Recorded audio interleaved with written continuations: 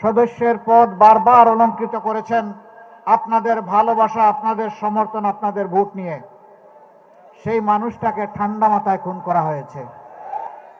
সম্মানিত পাবনাবাসী, দুটি জানাজাই আমাকে ঝুঁকি নিয়ে থাকার সুযোগ আল্লাহ তাআলা দান করেছিলেন।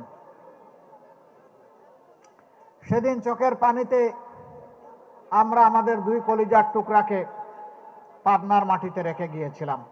আমি দাঁড়িয়েছি ফ্যাসিস্ট আমলের 15.5 বছরে অসংখ্য আলেম ওলামা, রাজনৈতিক নেতাকর্মী,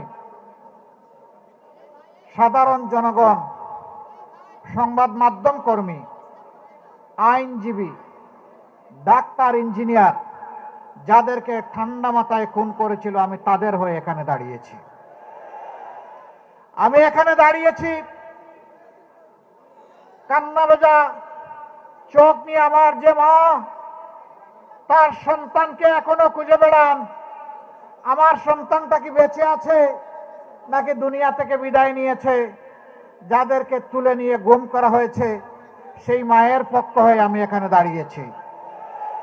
আমি এখানে দাঁড়িয়েছি আমার সেই বোনের পক্ষে, যে যৌবনে তার স্বামী হারিয়ে কচি সন্তানদেরকে বুকে জড়িয়ে আজও কান্নাকাটি করে নিজের মনকে সান্ত্বনা দিতে পারে না। আমি আমার সেই বোনটির পক্ষে এখানে দাঁড়িয়েছি। আমি এখানে দাঁড়িয়েছি সেই অবুঝ এতিম সন্তানদের পক্ষে, যাদের বাবাকে তাদের বুক থেকে নিয়ে খুন করা হয়েছে, গুম করা হয়েছে, যাদের হদিস এখনো তারা জানে না বাবা তাদের বেঁচে আছে নাকি দুনিয়া থেকে বিদায় নিয়েছে। আমি সেই অবুঝ শিশুদের পক্ষে এখানে দাঁড়িয়েছি। আমি দাঁড়িয়েছি জুলাই আন্দোলনে বুক চিতিয়ে জীবন দিয়ে যুদ্ধ করে দুনিয়া থেকে যারা বিদায় নিয়েছিল, তারা আমাদের ঘাড়ে একটা বিশাল দায়িত্ব রেখে গিয়েছে। সেই দায়িত্বের বোঝা কাঁধে নিয়ে আমি আজ আপনাদের সামনে দাঁড়িয়েছি। প্রিয় পাবনাবাসী, আমি দাঁড়িয়েছি স্বৈর শাসনের বিরুদ্ধে যুদ্ধ করে যারা আহত হয়েছে, পঙ্গু হয়েছে, চোখ হারিয়েছে, পা হারিয়েছে, মেরুদণ্ডে আঘাত পেয়ে হাসপাতালের বেডে কিংবা নিজের বাড়ির বিছানায় অবশ হয়ে পড়ে আছে, আজ আমি তাদের হয়ে এখানে দাঁড়িয়েছি।